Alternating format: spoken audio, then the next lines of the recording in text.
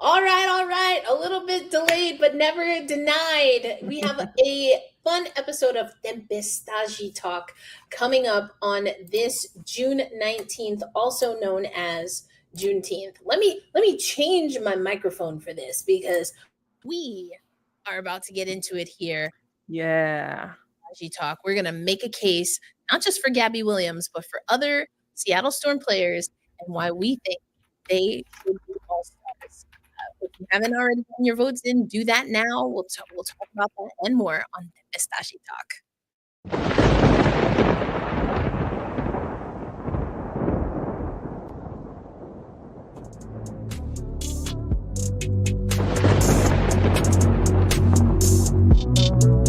You have three people who are selfless like that, three people who are dangerously disciplined like that, and you have a coach that also embodies all of those characteristics. You can expect good basketball. I love interacting with the fans. I'm excited for them to cheer for us because it's hell when you come here. I even welcome people that could be skeptical because it's new. There's going to be a standard of excellence and discipline in everything that we do. The Pacific Northwest, this area, how passionate they are. It's culture everywhere, but it's great culture here. That's what I want to be a part of, to compete for a championship. That's everybody's goal. And I think it's just how we go about things and habits that we create.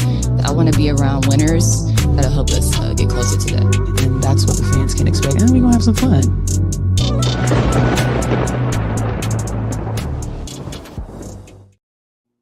Hello to Leslie Jones and everyone else listening. Erica L. Ayala, joined once again by Roberta F. Rodriguez, and you are listening and or watching Tempestade Talk. We are your local eye on the Seattle Storm.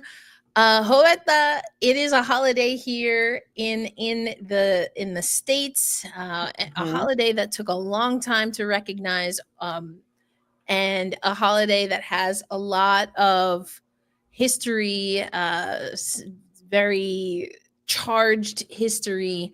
But happy Juneteenth, the Liberation Day, specifically for Galveston, Texas, a whole 2.5 years after. Oh, I think that we lost Erica. But as she was saying, happy Juneteenth to everyone who said, I don't know what I feel like. It's not my place to say it. I got you. Look at that. I start talking about Juneteenth and the technology fails me. No, happy Juneteenth. Juneteenth is the commemoration of Galveston, Texas, learning of emancipation in the United States, a whole 2.5 years after emancipation was proclamated.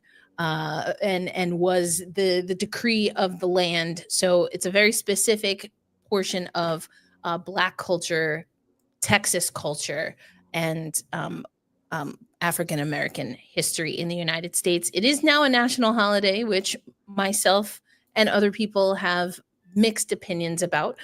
So if you are enjoying a midweek day off, it is because it took 2.5 years for formerly enslaved people in Galveston to find out the news. So there you go. That's your Thursday. It's not a hot dog and beer kind of holiday. No, so anyway, it's not. I'm back, Ghost. I went Ghost just like your name for a minute, but I'm back here. Happy Juneteenth, Moni. Donovan, thank you so much for stopping through. There you go. Shout out to my people's liberation and freedom. That's it. Happy Juneteenth. Thank you, Leslie. Okay. It's been, again, a little bit of a seesaw for the Seattle Storm. Last time we spoke, we were really excited. The big Minnesota win put them in position to be in the Commissioner's Cup. We thought maybe we were going to get a Black Rosie Media podcast clash, right, in the Commissioner's Cup. Yeah. And oh, what a difference a week makes. Neither one of those teams is going to the Commissioner's Cup. No, and I think the Commissioner's Cup turned out to be exactly what the league would want the Commissioner's Cup to be, which is the Indiana Fever versus the Minnesota Lynx. Are we going to talk about the Indiana Fever, Steve? Because last time things went Listen, I'm not here for the nicknames. I had to shut down some nicknames even on our own Black Rosie Media Slack channel. I was like, not on No King's Day. We are not going to center our conversation around those folks. Also, I mean, those people in the chat know this, but this is the first kind of look. I just gave my mom a virtual tour, but the first look at the new Black Rosie Media headquarters. Will have a lot more up. I'm in the middle of a move personally and professionally, still staying in Tulsa, at least for now. But I'm excited to show fancy. Yeah, excited to show off the new digs, the new office. So bear with me as I still get used to everything. I forgot how much I hate fluorescent lighting in offices. Yeah, I feel like we're 12 windows in my apartment / whoa. the OG Black Rosie Media headquarters. So I have no windows here. Yeah, I feel like we're both in the middle of a lot of moves and a lot of moving and a lot of life changes. You can see that my background has already changed from the last one. There's been a lot of change in my bedroom and everything. It's a new, I feel like the WNBA season started like a month or something ago. It's a whole new season for us, Erica. Let's true. Just keep it that way. It's true.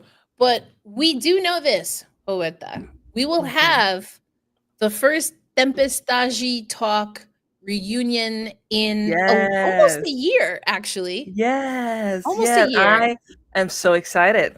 I know. We are both going to be in Indianapolis. Yes, we are going to Indianapolis for the WNBA All-Star game. I'm so excited to go back to an All-Star game. I haven't been to one since 2011, I think. 2011. Who hosted? Connecticut. Okay. Yeah. Because 2016 Seattle hosted. That was Stewie's rookie year. Yeah, because I moved to the US in 2016. I traveled to the US in 2009 and 2000. I think it was 2010. The 2 years that Connecticut hosted, because it was so much easier to go to Connecticut since its flights to New York are much cheaper from Brazil. I always forget. I was living in Brazil still. So and then I moved to the US in 2016, and then I was just working like crazy all the time, couldn't go. But this year I'm going back to the All-Star game. Am I happy that it's in Indianapolis? I am not, but I'm happy that it's an All-Star game, and I'm going to see. And that's regardless of the team. I stepped foot in Indianapolis once. The first thing that I saw upon entering the state was a photo of Mike Pence on the wall. And that should have done it. That should have been like, turn around and go through another state. But I am happy that I'm going to the All-Star game. I'm going to see you, Erica, and other media members that I haven't seen in a long time. So I'm very much looking forward to it. It's going to be a good time. And we have to talk about and we did a little bit of this on the last few episodes of our Black Rosie Media podcast, Tempestade Talk, and for Gotta Get Up, a podcast for New York Liberty fans. We talked about players throughout the league, but we have to talk about New York Liberty players who we think are going to go to All-Star. But that's what we're going to talk about. We're going to talk about All-Star. But the thumbnail for today is actually Gabby Williams, because as much as I adore Gabby Williams, I was shocked to come across an article that highlighted for me that Gabby Williams has never been a WNBA All-Star. Yeah, and we were talking a little bit before that. Sometimes I can't even I forget that she has only been in the league for 6 years, because she has such an impact on the teams that she has played, the Storm and Chicago. However, for especially her last years, she didn't play more than 12 games, and she only played over 30 games in 3 of the seasons that she was in the WNBA. So she didn't really have a chance to make an All-Star team. She didn't have a chance to prove that, to make that impact. The years that she played more games, she was a rookie and a sophomore. I don't know if we call WNBA sophomore, but she was in her second year, and then she got injured, or she had commitments with her national team, and now she can finally she is showing what she can do, and what she can do is really good. I agree. Donovan saying it's crazy. Moni saying it's not shocking, but also saying this should be her year to make it. And yes, we are going to make a case for that. Ghost, there's too much talent in the W right now. I'm too busy politicking for Sykes. Roberta, you have a sales pitch for Gabby. Well, I mean, if we look at what she's done for this team, Seattle alone, while they're still in the process, if we're being quite honest, of figuring themselves out, figuring out an Ezi slump early, figuring out AC maybe not being the best in the starting lineup, who was the player anchoring this team in a pretty big way on both sides of the court? I think you have Gabby is my number one, and Nneka is pretty solid second. Yeah, I'm with you there. I would say that it shifted a little bit for me. It started with Nneka, and now it is Gabby. So Gabby has taken that role of being the anchor, of being the person who is going to keep the team steady and contribute across the board.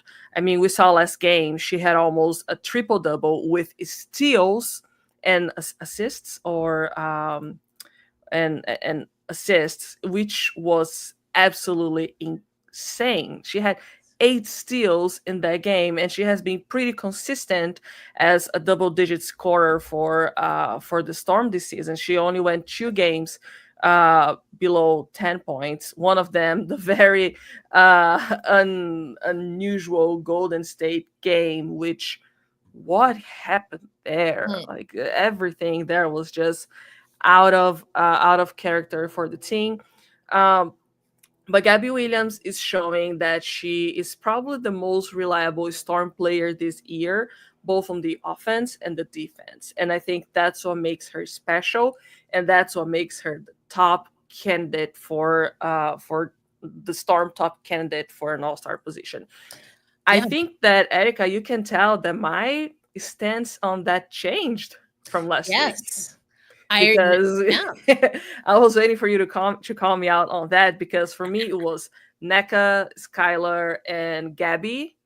For me, it's now Gabby, Nneka, and Skylar. I think that what Gabby has shown these past games, and the way that she has helped the Storm come back up from that up and down, plays a huge factor. She has just been dominating the league. She has been dominating in steals. She is such an amazing defender. You look at the steal per game leaders, and it's Gabby Williams, Paige Beckers, poor Asia Wilson doing everything for the Las Vegas Aces. So she is someone who deserves to be on the spotlight, and she didn't have a chance before. Now that she gets to play a whole season and be with the team from the start of training camp, she deserves that reward, because she did forego playing for France, which I don't think she has done before in her WNBA years. And she is doing what she came here to do, and I think she deserves it. Yeah, for sure.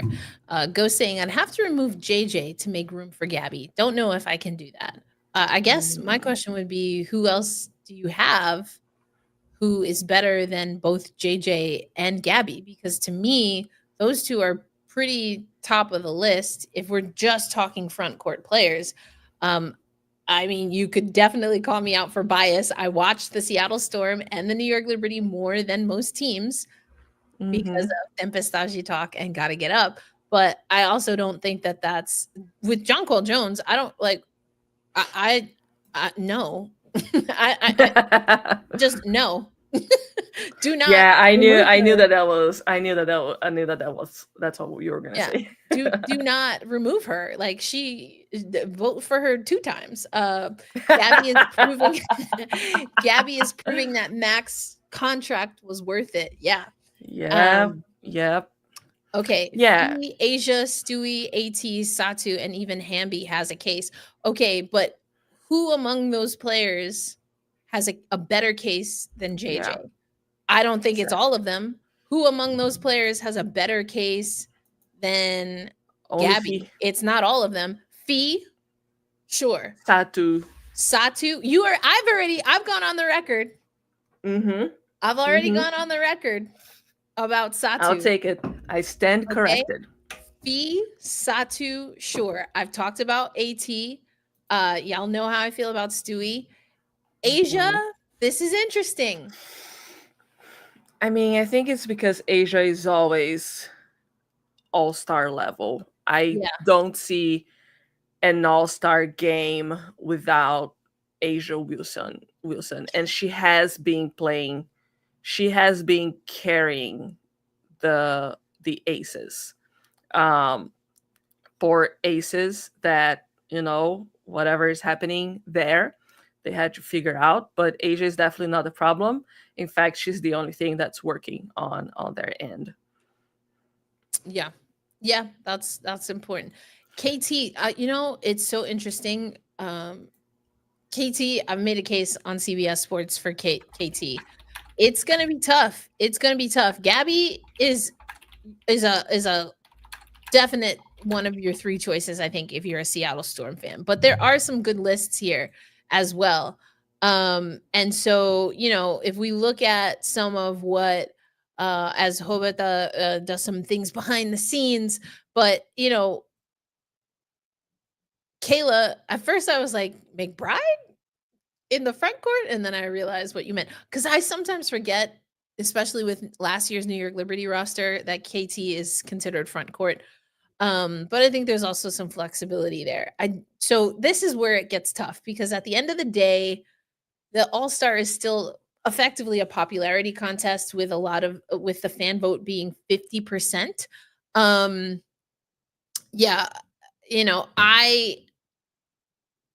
I think it's going to be tough. And this is actually what I want to talk about with Roberta, because I do think you have to make a case, especially for the front court players.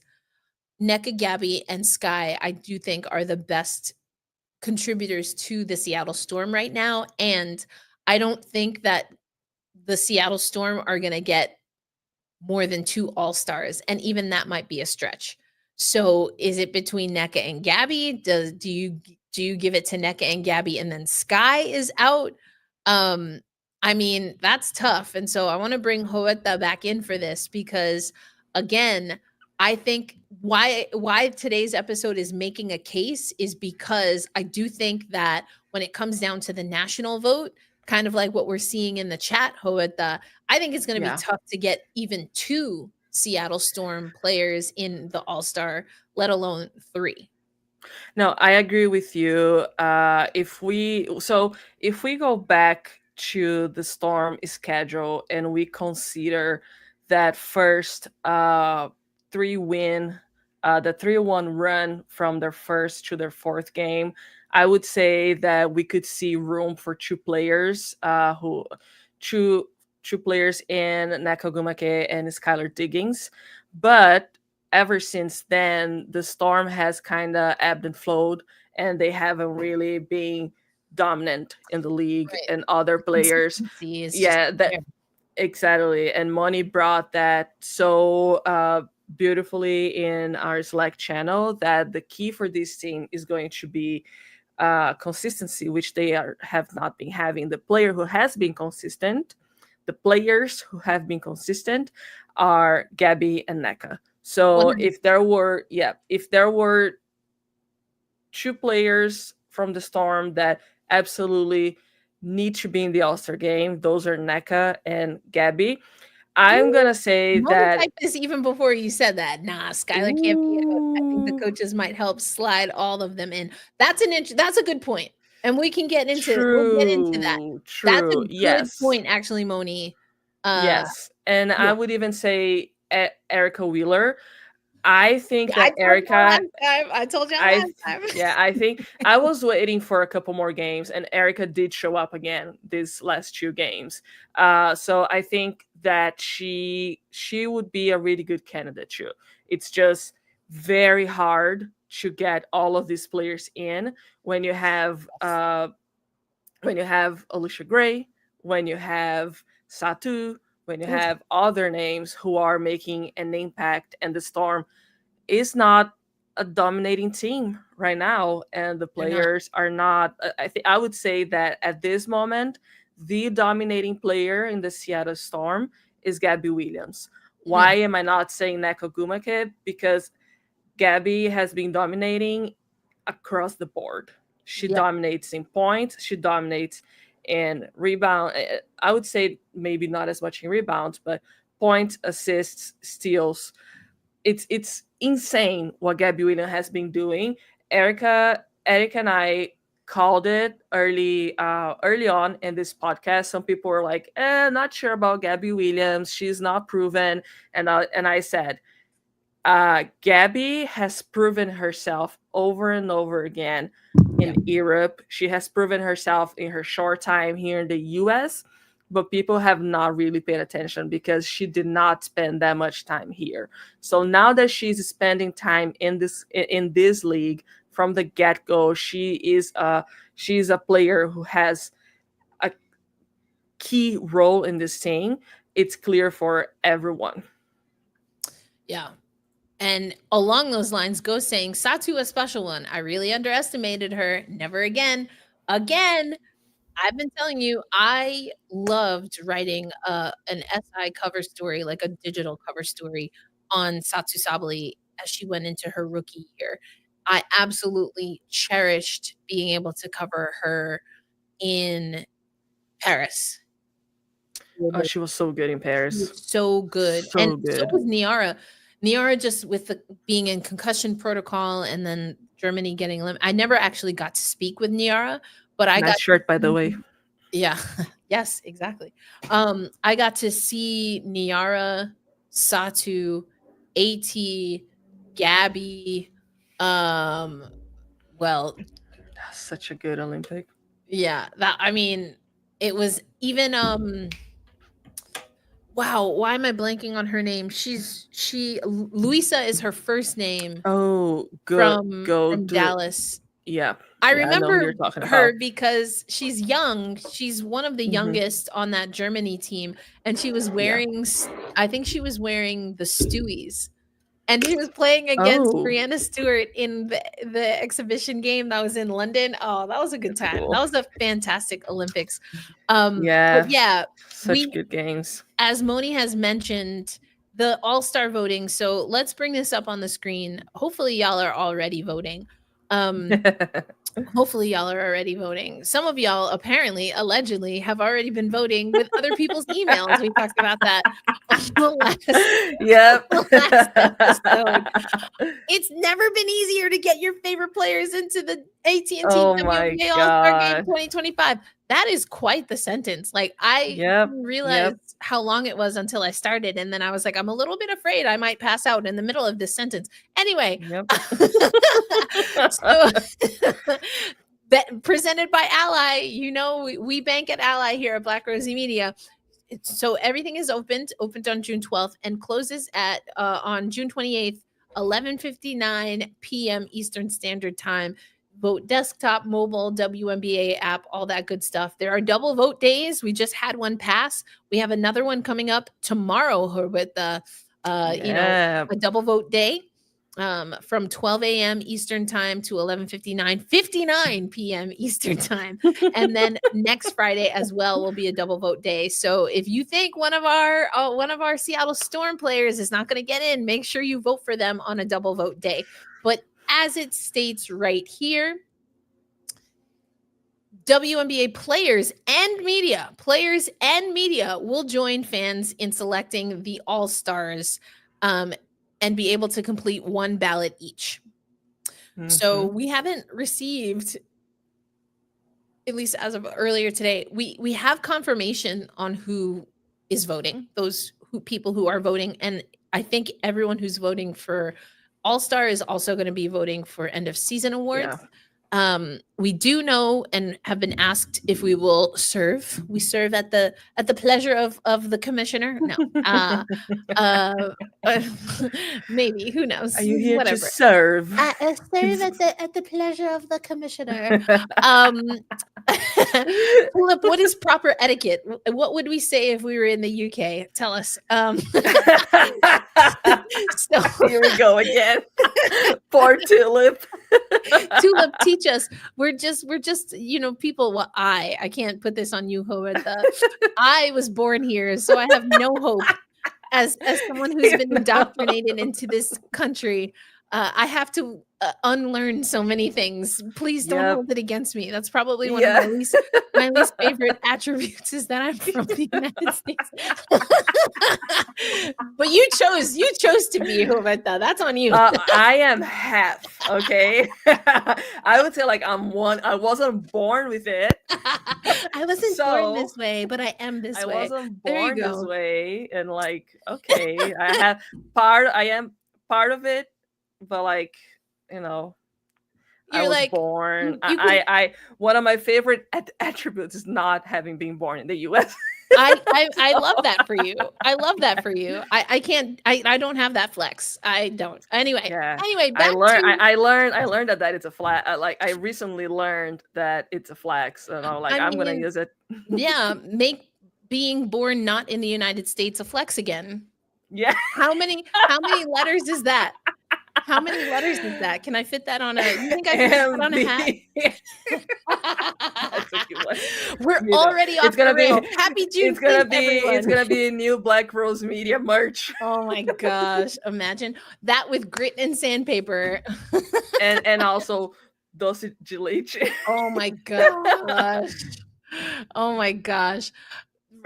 Well, I can read it, Ghost. I'll read it to you, but it is super tiny font. And also I have a new keyboard and I'm not a PC user.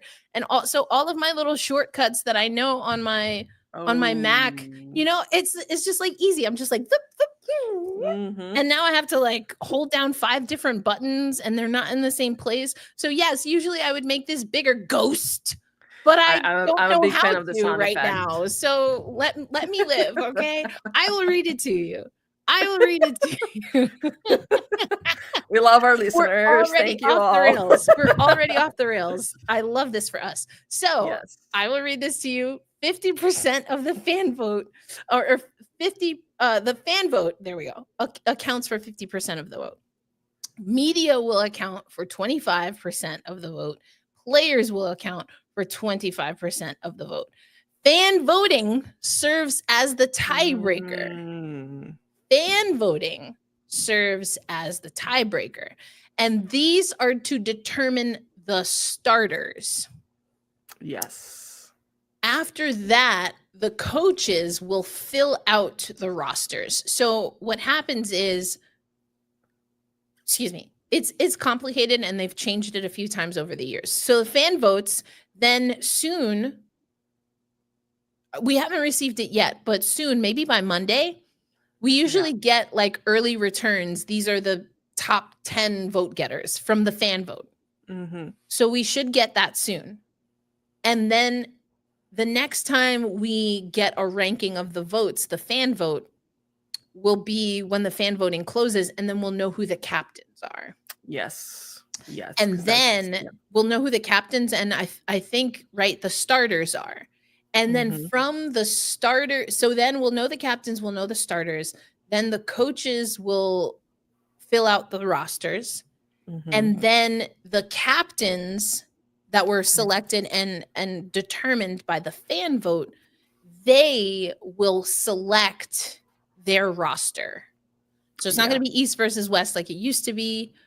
The top 2 vote getters are the captains. And usually it's been that ESPN has hosted some type of, it used to be on NBA Countdown, but now we actually have our own programming, which is fantastic. Thank you, Ally Bank. I told you that fun fact before on Black Rosie Media, but yes, Ally Bank a lot of the programming that we're seeing at ESPN is in direct relation to an ally commitment and investment. Anyway, so that's how it'll go. So computer enhance. Yes, no, that's not her last name. Guy. No, but that's not how you Tulip did spell it, but okay, it's in here somewhere. Geiselholder. That it starts with a G for sure. Yeah. I once did a skit with Niara where I was learning phrases in German, and there is a German phrase, I can't remember, for like basketball phrase, and it sounded like, I mean, I can curse on here. It sounded like I was saying shit. Like I couldn't, it was like a schrit, I couldn't roll it was very. I would say it's Geiselholder. I think so. From I took not Guy Sell Soda. Y'all are crazy. Yeah, Geisel, because anyways. Yeah, I think that I agree with Tulip that it's going to be image. Yeah, and the coaches are probably going to be Cheryl and Stephanie White, right? Why would it be Cheryl? Oh wait, they're because West. Oh, you mean because they're the Commish Cup coaches? No, top in the West. Yeah, because it's Indiana's. Okay. Who's top in the East? Top in the East is New York. That's what I'm saying. I was like, okay, why would it be Stephanie White? Okay, yes, Cheryl and Sandy. Thank you. Yeah. I was like, are we I like that. Things? I mean, you can give it to Steph. I think Sandy would be fine. Do you? Yeah. I think Sandy would be amazing. I'll take Sandy anytime. And that's not just it's not about Stephanie White. It's about coaching in general. She's one of the best coaches in women's basketball out there. Yeah. Yep. So yeah, I feel I don't vote in the All-Star game because I feel that, like, as media, I try to stay unbiased, and I just don't vote. Ghost is trying to bring me to the Liberty side again, and he's trying to get me to say but it is anyways. Someone asked earlier who in the Storm had enough publicity to make a push for the All-Star game, and they said Skylar. I think it's Gabby. Like, I think that Gabby is a very popular player, especially among the chronically online WNBA people. She also hits a lot of like subcultures. Yes, exactly. I think that she reaches lots of subcultures. Keep it like For that. Sure. And there is a huge campaign on X for Gabby to go to the All-Star game. I don't think anyone. Gotta be one of the best things on X. Yes. I think that I haven't. Few years. I haven't really seen this type of advocacy for another player to be in the All-Star in the Seattle Storm. And yes, I'm talking about X, but we know that X brings a lot of engagement for women's basketball, and I have been seeing people really pushing for Gabby Williams. So I think that in terms of, internet culture today, I believe that Gabby Williams could get a big push, more than Skylar.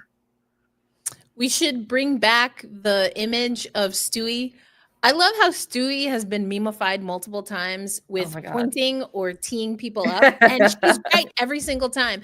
Anytime Brianna Stewart uses her hands to gesture, you know that that's the truth, the gospel truth. She's never wrong. Check them up. No, on the line. That's what we should do. this like, weekend if with I send this with to you, that means you should vote Gabby Williams. that means you crossed the line. Right. Yes. Oh my God. I couldn't believe Sid Colson did that to the point where Gabby was Yeah. like, Sid, too soon. Like, I don't Yes. think I had even Yes. gone down to the press conferences before that tweet Yeah, was yeah. sent out. And I was like, bruh, this is brutal. It This is. was Sid brutal. Carlson has no chill No at all. chill. And I love that. Tulip with the T. Yes, we want to know. Okay, let's get back to this because yeah, I think that as far as popularity, Sky versus Gabby versus NECA, I don't know. I honestly don't know. I do think Erica Wheeler is an endearing story. Last time she went to All-Star, she won Yes. All-Star MVP, just putting that out there.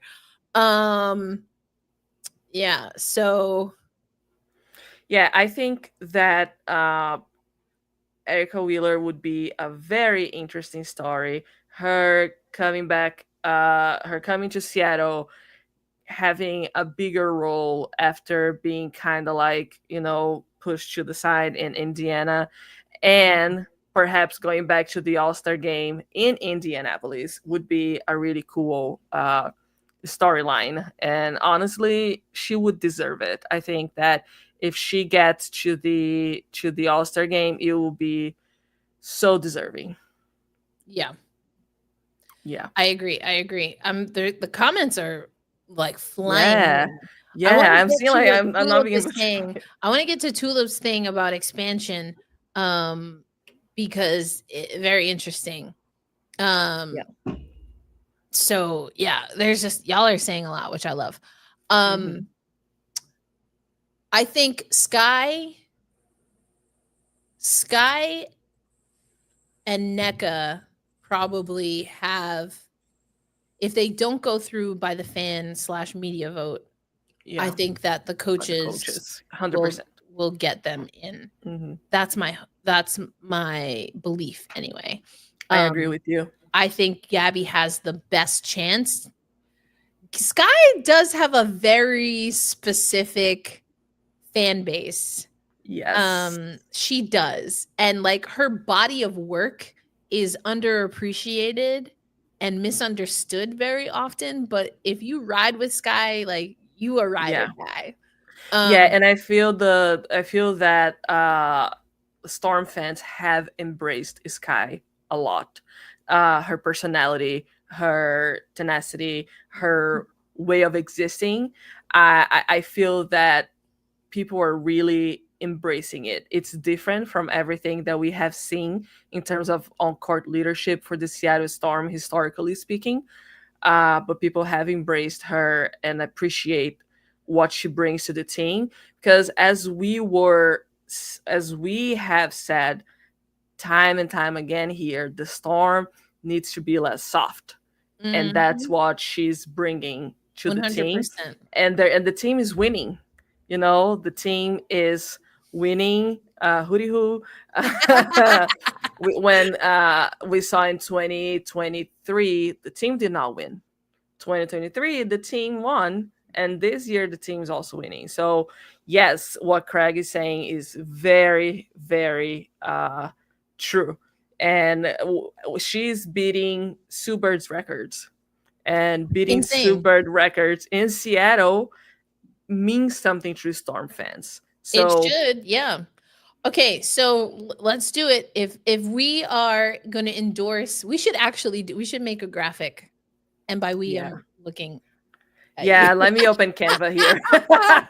I'm on it. If you are a Seattle Storm fan, who should you vote for? Yes, you should vote for all of the Seattle Storm players. Ezi, I just think didn't quite come strong out of the gate, so it's not going to be an all-star year for her. She had a better case at this point in last season than she does at this point in this season. That's just kind of where it is, but we'll see what she can do. I think that for fun, you gotta go. If you're doing a ballot and you want to be a homer, almost made a joke there, but I'm gonna let it go for now. If you want to be a homer, you're going Sky, Wheeler, Gabby, NECA. 100%. Yep. That's who you're going. Those are the people who are making an impact on the team, right? They are the ones who are putting the numbers out there and bringing the energy, making things work. And that's not. We got And folks that's beefing not. in the chat. I love that. Bring that energy in, y'all. Bring that energy in. That's all we're here for. Tony, we know. Yeah. and that's the thing. So what Moni is saying.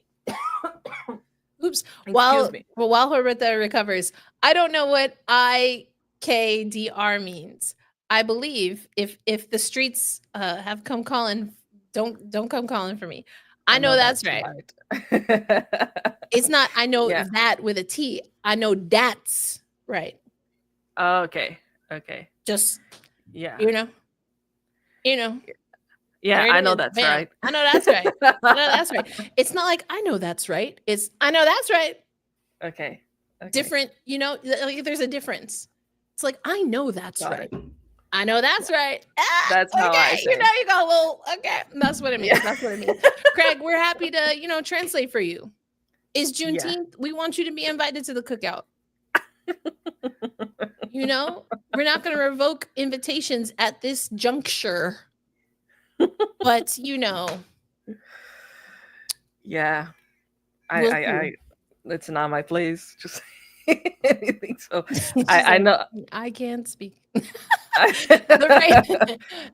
can talk about E-Wheel, the water boy, the parking garage attendant, the ghost of Liru. I'm so done. Why do you Ghost, that, why are you such Ayala? a hater? Okay, Ghost is a very specific Big East Conference anti-Notre Dame fan.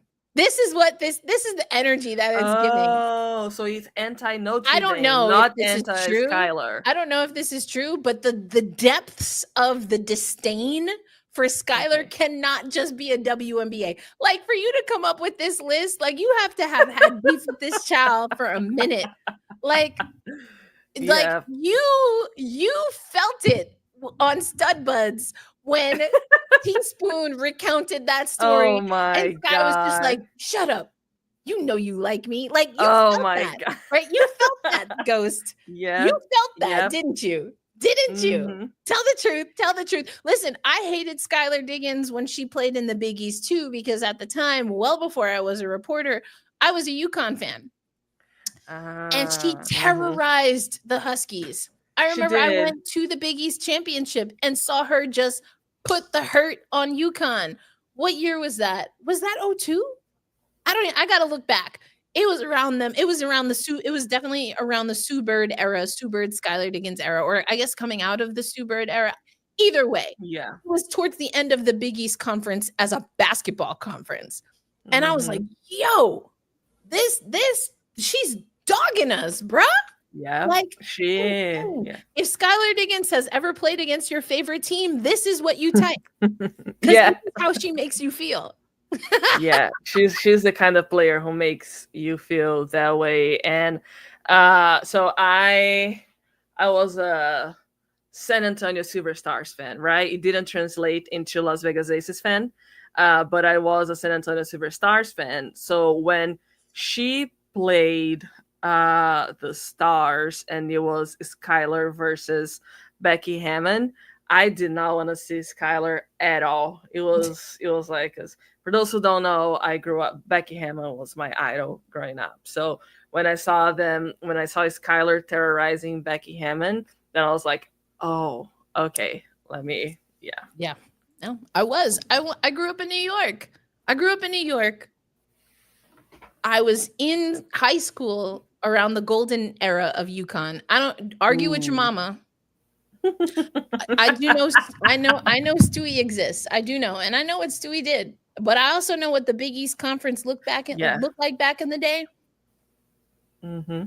That O2 team, like, I'll put that on anything. Swin Cash, that was is still to this day. That's my dog. Swin Cash, I mess with Swin Cash.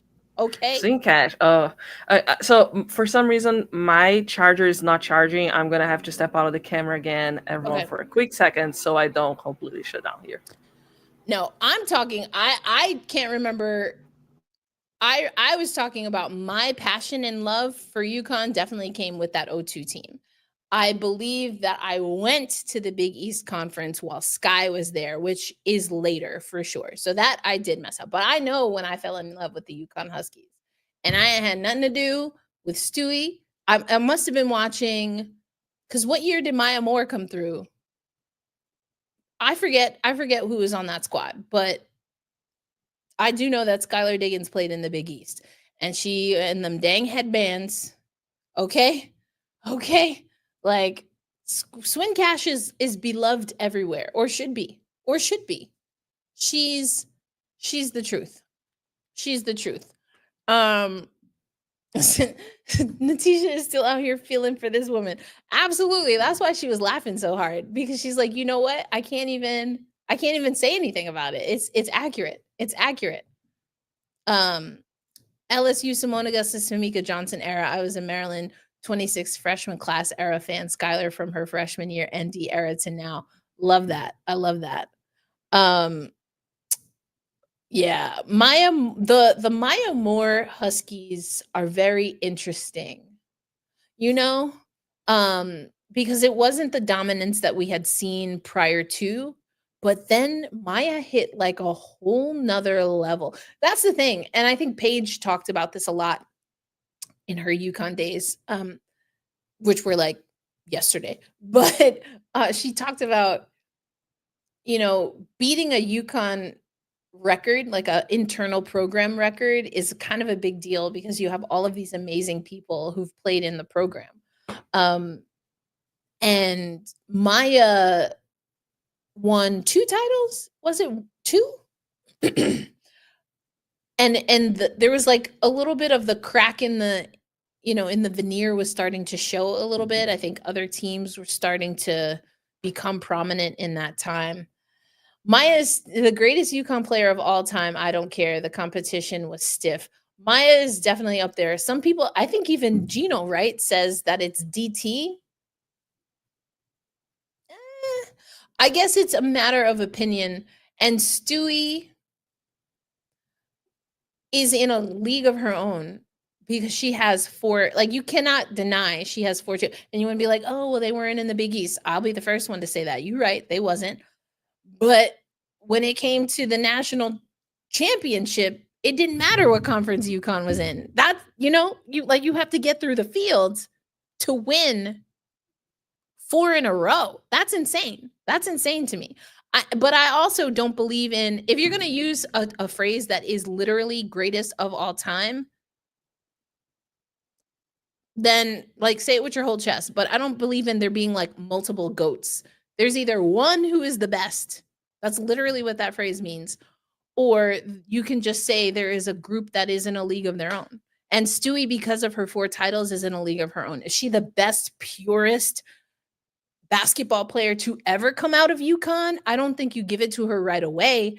But also, she might have developed into one. Like, was she all of that at UConn? And if she played at UConn when Cash was there, when Tamika was there, when Sue was there, would it be different? I don't know. But that's what you can do with the UConn squads. But you got to put some respect on what Stewie was able to do, even though the comps are a little more difficult than I think people try to make them. The Detroit Shock, man, bad boy Bill. He had that team go from worst to first, and I'm here for it. Stewie won the one in the Big East before they moved conferences. Did she? Was it one? I thought she won. It could be. I can't remember exactly. I didn't think Stewie won any of hers in the Big East. I can't remember. But yes, Stewie is the most accomplished. We all know that. Okay, Roberta is back. So I think it's interesting to see how things shake out for the Seattle Storm when it comes to the voting. Yeah. Okay, Erica, Bird or DT? Who's the UConn? Oh, that's a loaded question, huh? Is it really though? I mean, When you ask UConn fans, I think it's not. I Okay, think that you're I'm probably gonna gonna say, answer this. I'm gonna answer this at the end of the show. I want everyone else in the "Ooh." chat, if you are so brave, to put your answer, because to me this is not difficult at all. But You're gonna say Taurasi, right? I'm gonna answer. I'm gonna answer at the end. I'm gonna answer at the end. Okay. I'm gonna answer at the end. I'm curious what everyone else thinks. But when it comes to the consistency, though, let's step away Yes. from All-Star a little, because this is a Storm team that is going to have to figure that out. Yes, we're kind of joking around that the consistency might impact All-Star voting, especially the popularity contest part of it. But at the end of the day, this is a team, right, that wants to compete. They want to be in a better place in the standings than they were last year. And right now, they're kind of teetering on that line like they were last year. They're not in a position necessarily to have home court advantage, even though, again, the playoff format has changed a little bit. So either way, they'll get a home game if they stay above the line, right? But it's the consistency. I mean, we talked about the free throws. Noel Quinn has been talking a lot about the rebounds. I mean, the rebounding and having an edge when it comes to rebounding has really been missing. Yeah, the consistency and the discipline, and that's something that Noel Quinn mentioned in the press conference, is what is getting them. It seems like at some point of games, they just take their foot off the pedal, and they don't do what they set themselves up to do, and that has really been causing the team to fall short of being the team that we were hoping they would be. Uh, especially when you look at this last game, the last two games, the one against Golden State and the one against Los Angeles, they should have they should not have lost to the Valkyries the way first off, they should not have lost to the Valkyries. That's just that's just what it is. And they did. They did beat Los Angeles in an amazing way. So that was not what someone would expect from the Storm. That's very that is the inconsistency part. You are able, you can beat Minnesota, the undefeated team, the champion, the runner up from last year's championship, but you're not able to beat first year franchise, and then immediately after you beat Los Angeles by 30. So there isn't like a linear path for this team. Do you think our aggressive trapping defense cost us rebounds sometimes? I think there has been a lot of miscommunication on defense. Yep. And I think it was justifiable up until the 10th game, but right now I don't think that's justifiable anymore. I think that it has come to a point in the season where, the WNBA is a short season. We're talking about, a little over 10 games of 42, but they shouldn't be so, I think, complacent in the defense. They have been losing a lot of rebounds that they should have gotten, especially when they go with a taller lineup.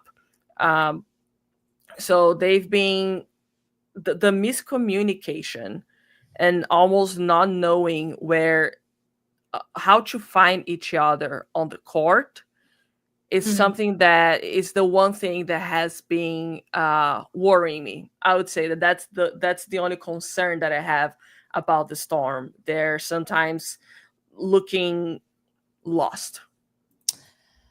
Yeah, and I think this goes back to, again, conversations that we have a lot on the podcast, that there's a passivity that's almost baked into what the new era of Seattle Storm basketball looks like. And I see y'all in the comments about this. Who's the better guard from UConn? And I promise this is going to circle back in a very fun way for me.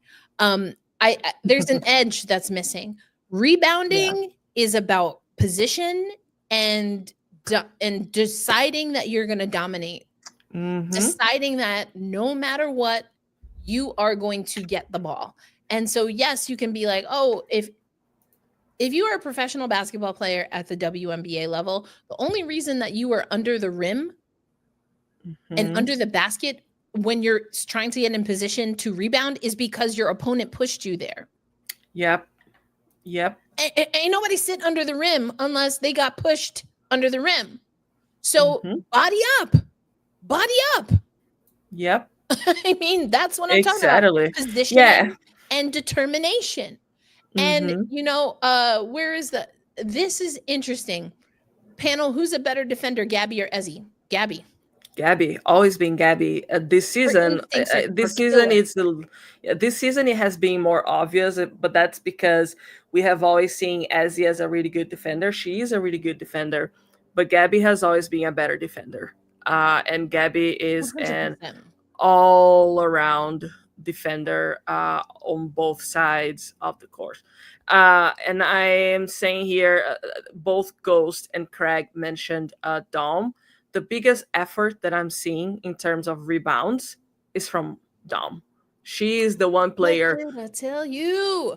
What did I tell you? I wish I could play the clip. I told you this season was going to be make or break. Actually, Brian, you were on with Brian and I, right?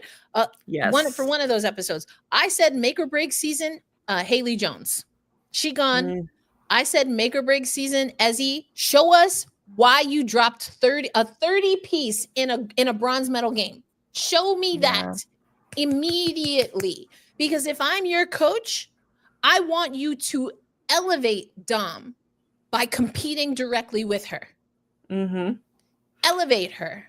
Do that together. And Ezi has the right personality to be able to, in my opinion, lead up a younger player. But what she misses at times is that killer instinct. And Gabby has that in spades. Exactly. It's Gabby and Dom. They both have that. That's what I'm saying.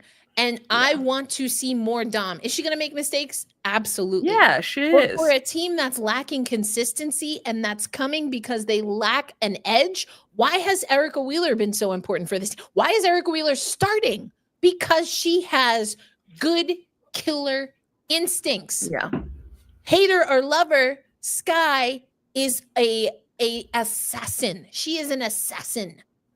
And what this Storm team needs, and what she needs, is more people who are going to be just that. Now, Nneka is interesting because the way she plays basketball is not dissimilar to her personality, but she's a more aggressive basketball player, I think some people would say, but her aggression is not, and I don't mean this in a bad way, it's just different. She's not, I get what you're saying, as cutthroat, as definitely not as cutthroat as Skylar. Yeah, no. She will curse you out in the middle, as we've already talked about. She will curse you out in the middle of the game. Not everyone's going to be that. Nneka is like this beautiful hybrid of high IQ and perfect placement. Yes. It looks like effortless basketball because of how intelligent she is, but she's down there battling. It's just that the work she does is almost like a quiet level of work. Gabby is a little bit more, her work is a little more accentuated, and it's not, I feel like I'm not trying to, their games are similar, but not the same. They're similar, but not the same. You know, Gabby is almost a little more finesse, which I think makes it pop a little bit more. But Gabby is also an extremely physical player. But then you have scrappy players like Erica Wheeler and Skylar that bring it to another level. And for me, Ezi and Dom need to take the best of all of the players they have around them to become the next wave of Seattle Storm basketball. I don't know which one of them is going to be more cutthroat. If I had to guess, just based on what I know about Ezi, Dom has the higher upside in that category, but we need to see the execution, the flawless execution of Ezi. She doesn't have to do it for 20 minutes, 30 minutes a game, but if she can give us spurts of 5, 7, or collectively 15 solid minutes of just being dominant like she was in the Olympics, that's the next phase for her. And I don't know what it's going to take to get her in that mindset. Some people got to get pissed off. I'm one of those people. I always run hot. Like that's, if you want to get me talking, if I'm not talking, you want to get me talking, piss me off and see how much I talk. See how much I talk. I've gotten good at that. Yeah.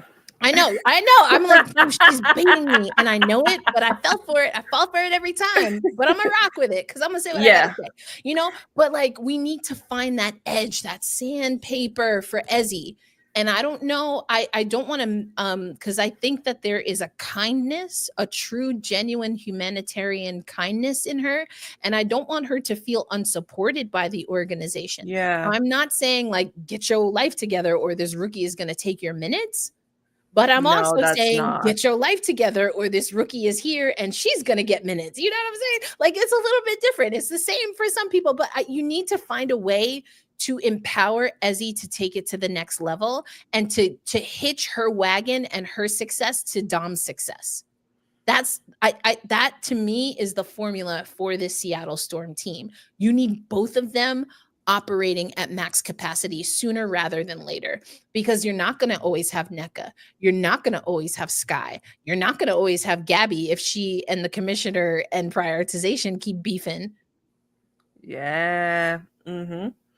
Yeah. And as you talk about that, I think for me, the case with Ezi is that, again, she is one of the longest tenured Storm players now. She is the one player who has been there for a while, has been with the team since the last championship. So this has also been a very big transition period for her. I don't know if this is a case of the current Storm culture, and I don't mean culture as in like, she doesn't fit there, but the current play style is not really one that favors Ezi. Maybe that's something that is impacting her, because things did shift once Stewie left. Yeah, and I feel that Ezi's, even the way Ezi plays, the way Ezi plays fit the Stewie ears better than the current ears. So maybe that's one thing that's impacting it. And again, Moni said, and we mentioned last week, Ezi has played so much basketball, not only this past year, she has been nonstop since the World Cup. She and has we talked played about that on the last episode. Yeah, we talked about that. She has played, so it was WNBA, WNBA break for World Cup, back to WNBA Europe, WNBA Europe, WNBA Olympic break. That's not a break for her. Back to the WNBA, and then Europe, and then WNBA again. So she has been nonstop. I do think that that takes a toll on a player's performance. But what can someone do? It's gonna have to be a Noel Queen decision. It's going to have to be a Noel Queen thing. And if Ezi doesn't want to like not play, then she's gonna end up going to the bench more often, because the truth is that you have a younger player who has been doing the work and showing a lot of tenacity on the court. So I hate that, because I love Ezi so much. And we know that she is an amazing player, but something is not clicking. Something is not happening. It's not. And I want to talk about this because I think there's something to the rest. I'm making the assumption that this organization, so not just Noel Quinn, but the entire coaching staff, the training staff, they're having conversations with Ezi. But then there's something that we have to talk about baseball is my first love, so I know it through baseball. But Simone Biles talked a lot about this prior to this most recent Olympic cycle, and that's something effectively called the yips. Mm-hmm. Mm-hmm. And it's that your body and mind connection is not. It's disconnected. And it can be very disorienting when you don't necessarily feel physically incapable or unfit, but you hit just this mental wall, and anything that you try is just, you can't plug things back in. It just won't go. I don't know if that's what's happening, but those things do happen in sport. Yeah, and we saw that shift from Ezi since after, because she was up for All-Star last season. Yeah. And then suddenly she was very not All-Star.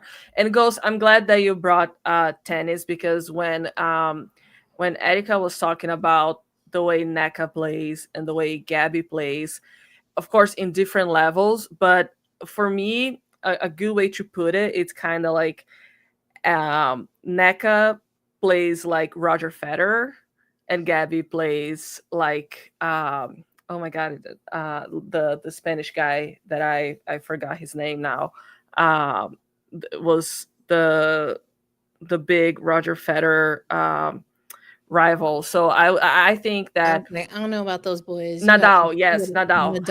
Rafael Nadal, Rafa Nadal. Yeah, so I would say that it would be yeah, everyone.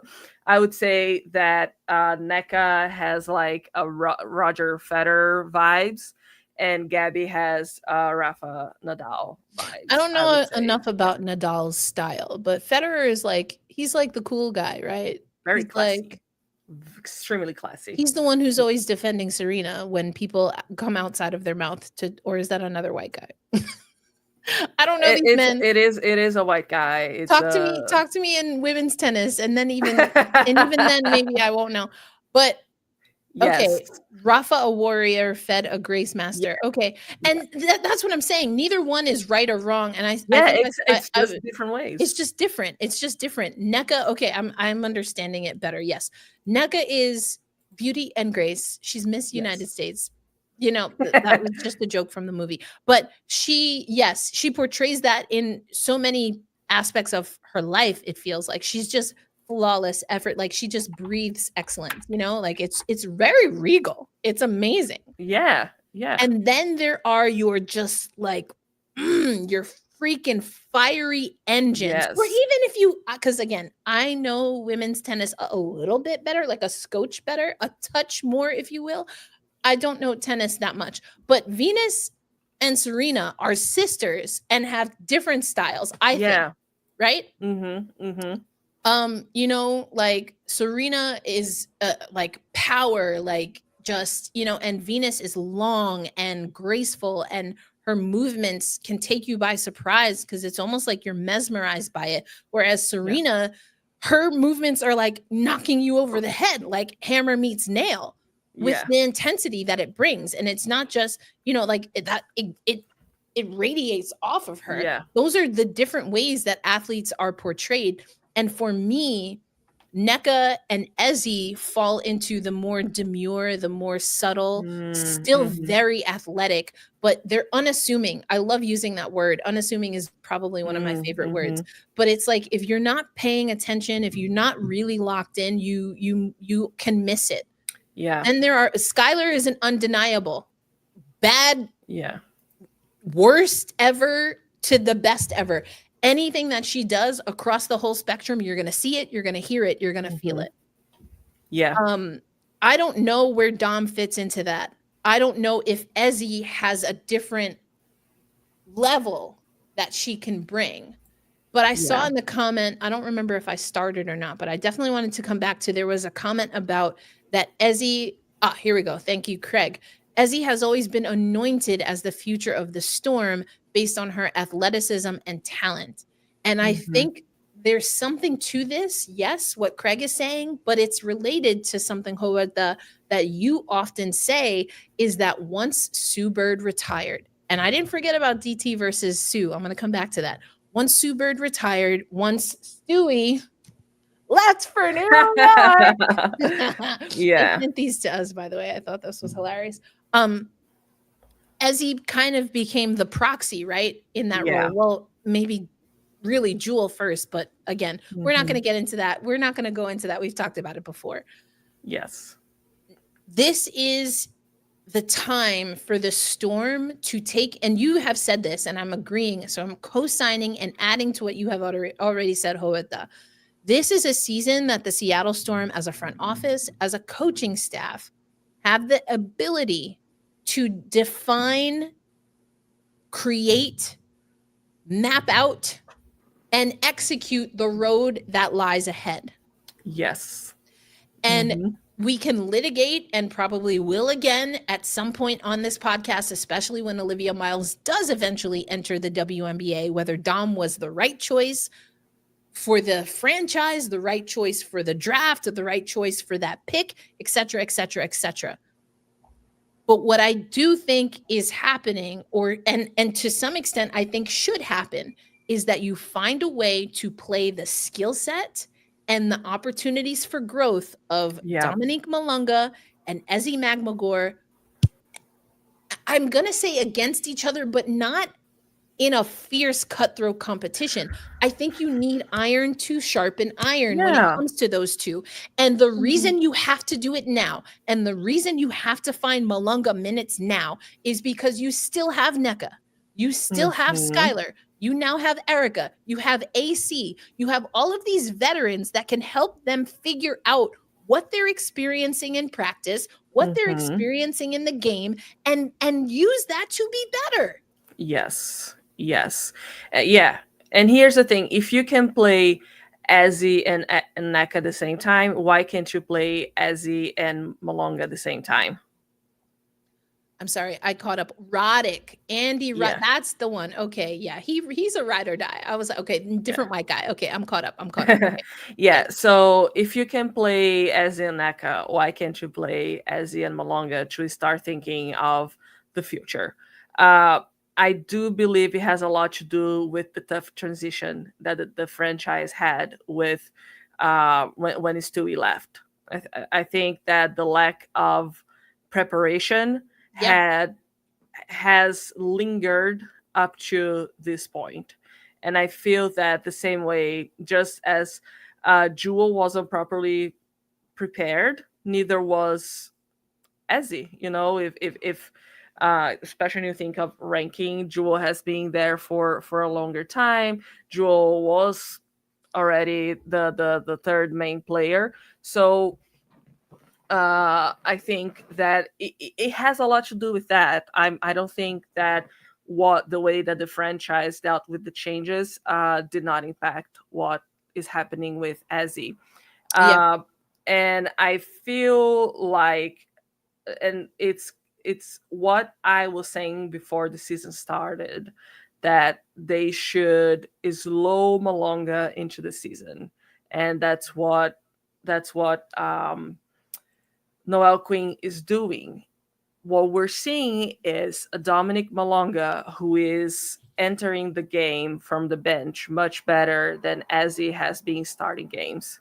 So at some point, we're going to see that change, because the Storm set up a team to win now. They have saying from the get-go that they want to win now and build for the future. Malunga is helping them win now and is going to set them up for the future. So it is about Noelle Quinn being brave and just like, I'm going to start Dominique Malunga and see how this goes. You have to try time. It. You have it's to try time. it. You know me. I was like, I'm going to let her finish. I'm not even going to mute her or take her off the screen. I'm going to let her finish. But you know, I understand what you're saying. Like cognitively, I understand what you're saying. I just have to disagree with it, because for me, and I'm warming up to what you're saying, because ultimately I think we're saying the same thing.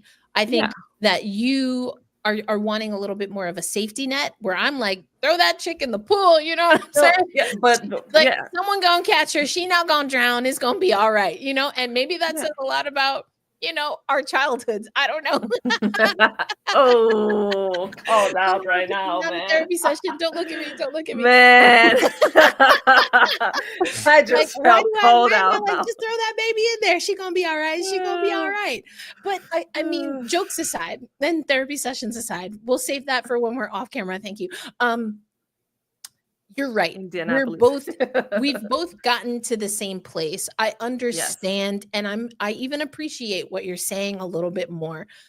What makes it difficult is the juxtaposition that I have felt in my mind of saying you want to win now, having the number 2 pick, and then not starting the number 2 pick.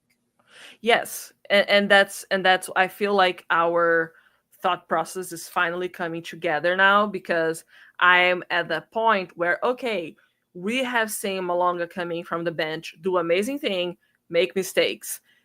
It's time she starts, because even with her mistakes, her contribution has been better than that of a starter. And what's the worst thing that happens? If it doesn't work out, you give it, I don't know, 2-3 games, and you say, Dom, this is what you have to do. And this is the important part of it. I know I said I was going to take the psyche out of it, but we're going back to therapy, people. This is what you have to make sure is happening. If Dom is going to start over Ezi, right? Because that's what we're effectively talking about. You have to have a conversation with both of them individually and maybe even together and say, listen, Dom, we think you need some rest. We know what you can do. We've seen even in this season what you can do. And we want to see what you can do when you have a little more rest, a little less pressure. This is going to give us an opportunity to see what Dom can do and to see if she can take these minutes. So this is about you getting rest. And yes, it is about someone who's going to be your long-term teammate, or so we hope.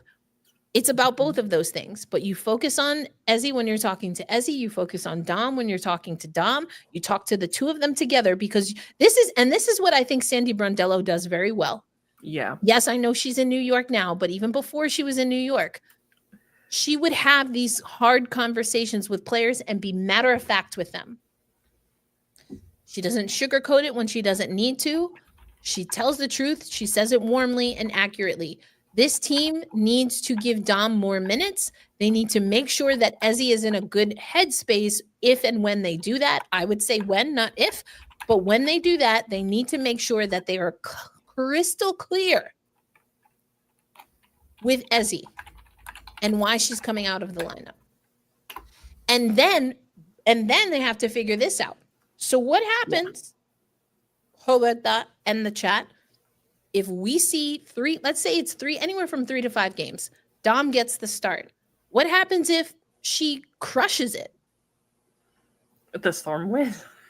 But I'm saying, if you say it's an experiment or it's a trial or it's to give Ezi a break, are they going to have a conversation like the Liberty had when Leo got the starting role over Courtney Vandersloot? They will have to have that conversation, because we're talking about professional sports, and you have yes. So we're talking about professional sports. We're talking about players who want to win, and their careers depend on winning.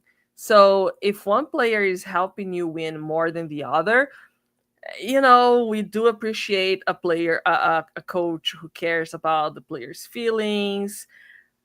And you also have to win games. So if you need to have that conversation, you're going to have that conversation, and it's your job. It's what you have to do, What happens if she crushes it? Yes. Yes. And again, I get the sense, and maybe this is a wrong read, I get the sense that there is a sensitivity from the organization towards Ezi. Yeah. And again, I do think Ezi is a sweet person. I've spoken to her on a few occasions. Every time I've spoken to her, she always, however long we talk, she always says, okay, thank you so much, Erica. I never assume that athletes remember who I am. Why would I? They speak to hundreds of us all the time. But the fact that when an athlete can circle around after an interview and then say thank you with using your name, I always think that's like chef's kiss. Raised well, kind human being. But and she's also thoughtful. I mean, in her exit interviews, when she was at All-Star, this must have been in Vegas. So this was that the Olympic year? Maybe it was. No, well, not. It was USA versus the world. Not Paris, but London. Tokyo. Tokyo. Oh my God. London was London 2012. was like, oh my God. London was 12. Coco Gauff was a child. Coco Gauff was like 12 for the London. Maybe not even. She might have been single digit. I got it. I know. I was not to mention, chat. You should excommunicate yourself for what I'm about to say. You also skipped Rio. I did. Why did I think oh my God. I got sorry. London was forever ago. London was forever ago. That was so long ago. Do you know who played in for Australia in London? Yes. Liz Cambage. I knew you were gonna say it. I knew you were gonna say it. I say that because again, this is not sidetrack, but someone posted. I sent that in the Slack channel. Someone posted, "Send Liz back for a game. Give them a taste of what you're dishing out." And someone said, "Please, I would pay money to see her yell. I'll do whatever the F I want in Liz's face before showing." Liz Cambage, just wild. That was a wild time. And someone said, and the fall was epic. And someone said, "That's the one time I would pay that psychopath back in." Oh my God. I missed that. I gotta head to the chat because I don't know what y'all are doing. I'm over here pouring my heart out about Dom. Yes. So yeah, I think that I have it starred. I didn't forget. I know we've been on here for since 2012. We've been on here since 2012, but I didn't forget. 2012. This is interesting. Oh my God. I might be obsessed with this. Dominique Malunga, because I also saw right. Also, JJ is criminally, I'm gonna get close here. Hello, criminally underrated for how she has evolved her game in even just the last 3 seasons. Yes, I agree with you. I think she's a silent killer. She's a sniper from the top row. Yes. Am I allowed to do that on YouTube? They're gonna demonetize us.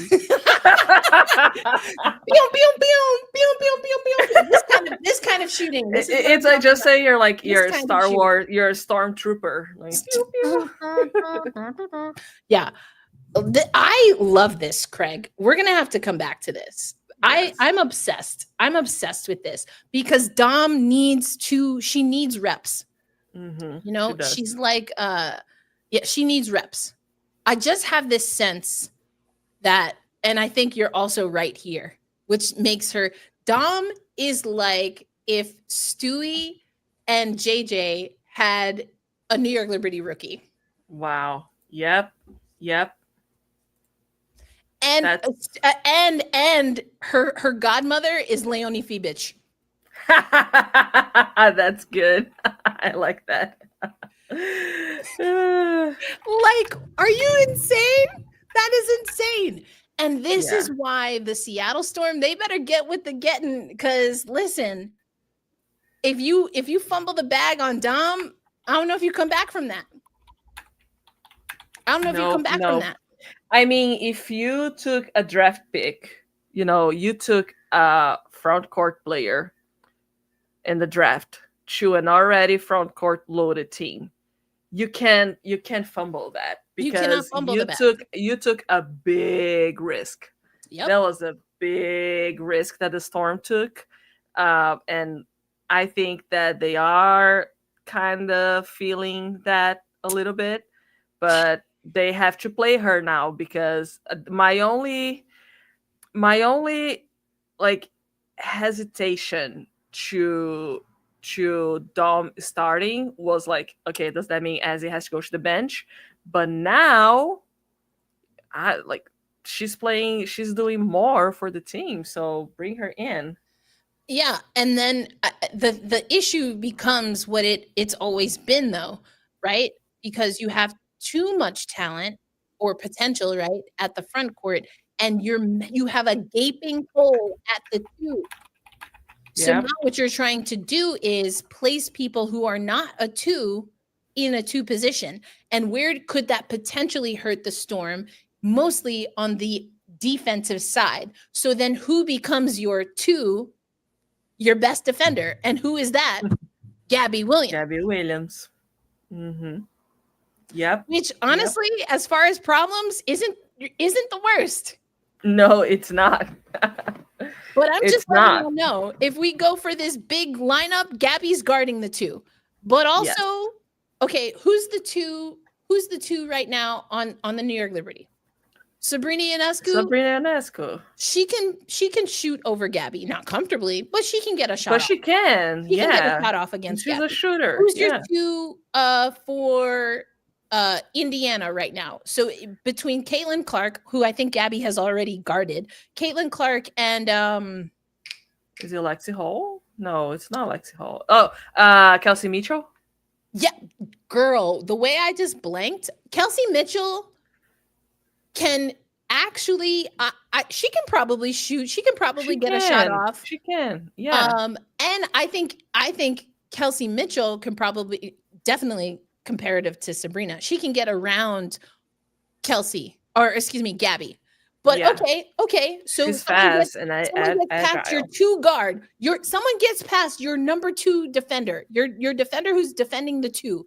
Then Kelsey Mitchell has to get through Nneka, Ezi, and Dom. Yep. And okay, that's scary.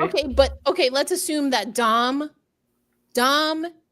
and Ezi are not there because Aaliyah Boston and who's there for?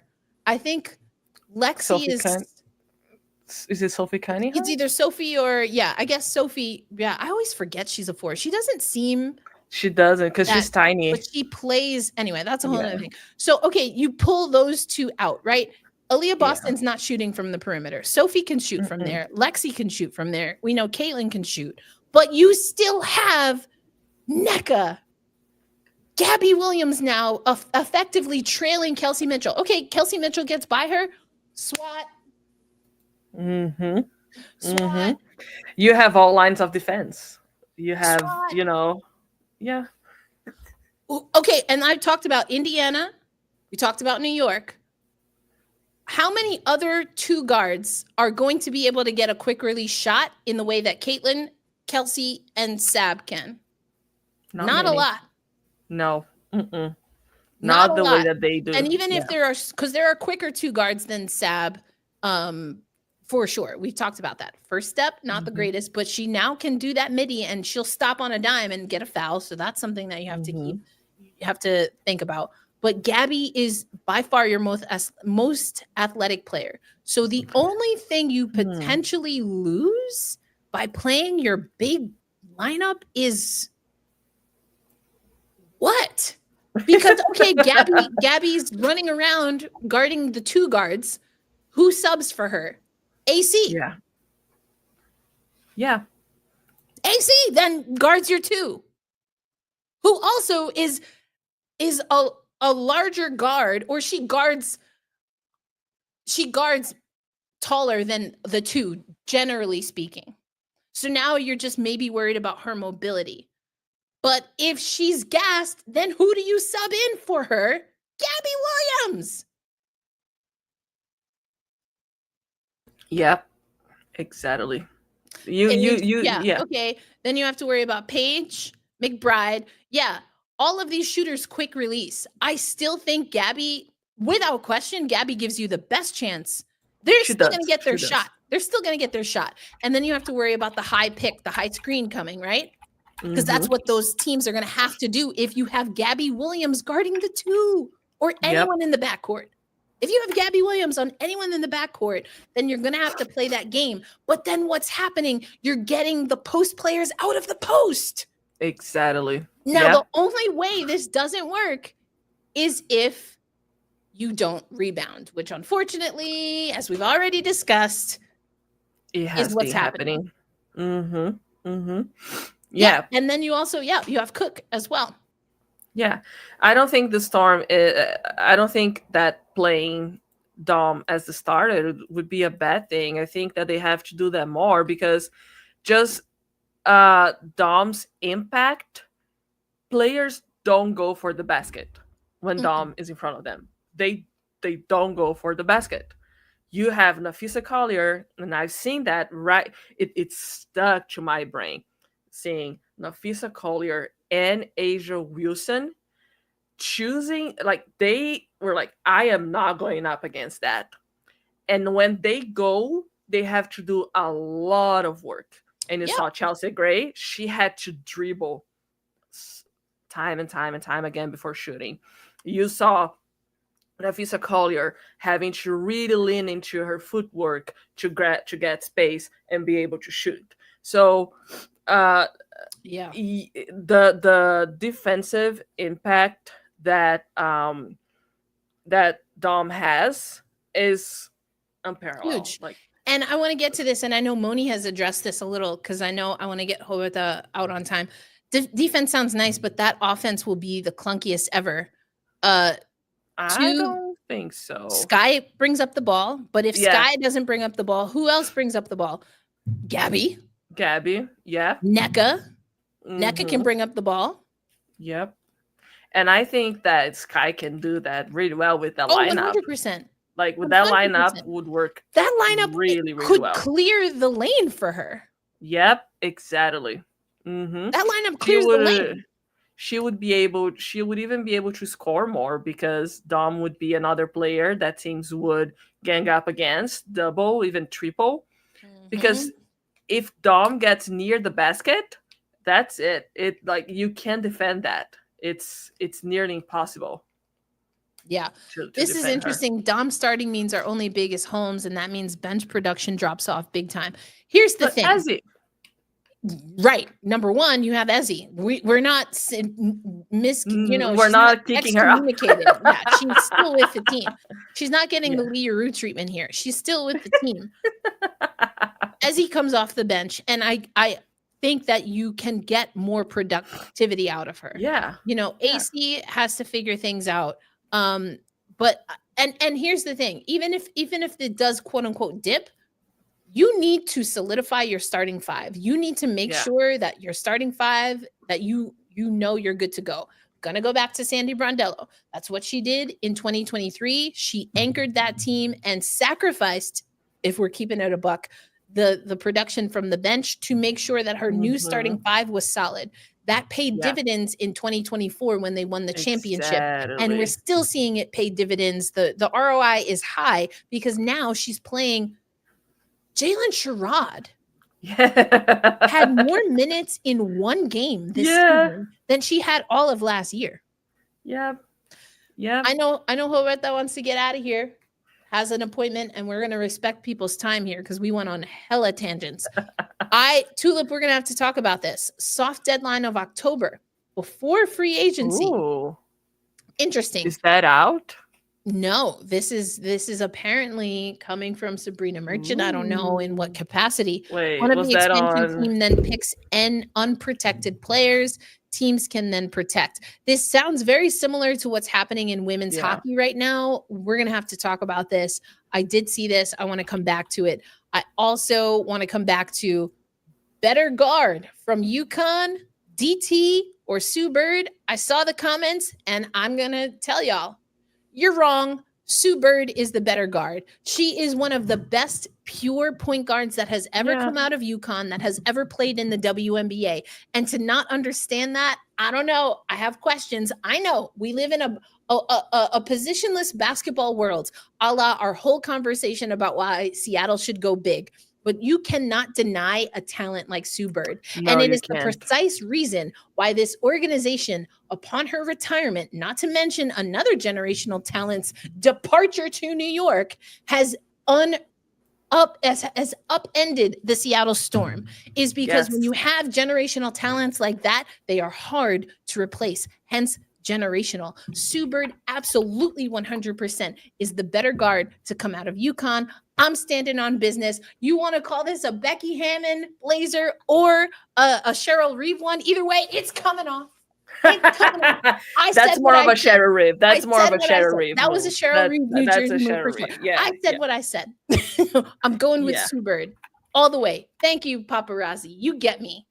DT, lots of love, lots of props. I'm going with it.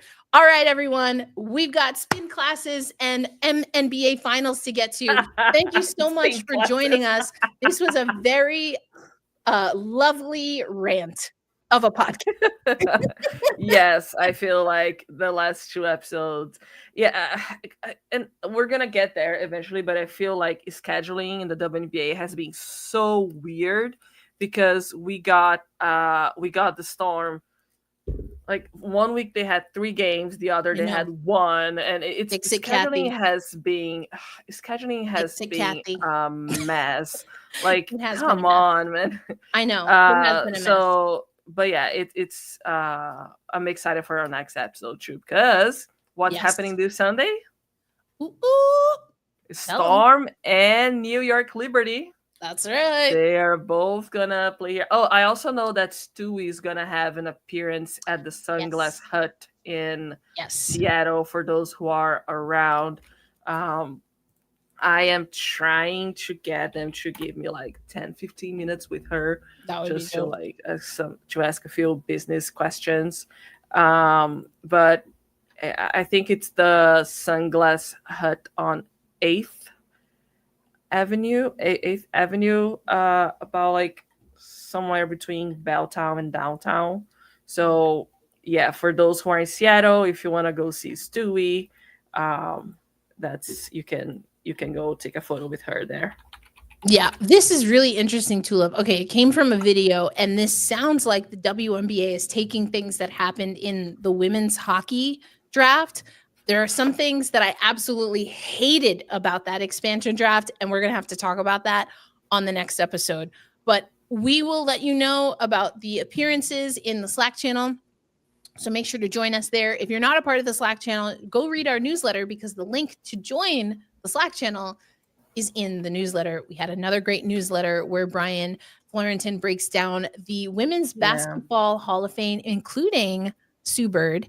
Also, though, Sue Bird and Sylvia Fowles, Maya Moore, among others, also in the Naismith basketball enshrinement class, which is going to be insane. We'll talk about all of that and more, whether it's in the newsletter or on Tempestade Talk, and of course on Gotta Get Up, a podcast for New York Liberty fans, which will have a lot of overlap because, as Roberta said, it is one coast versus the other in a clash on Sunday.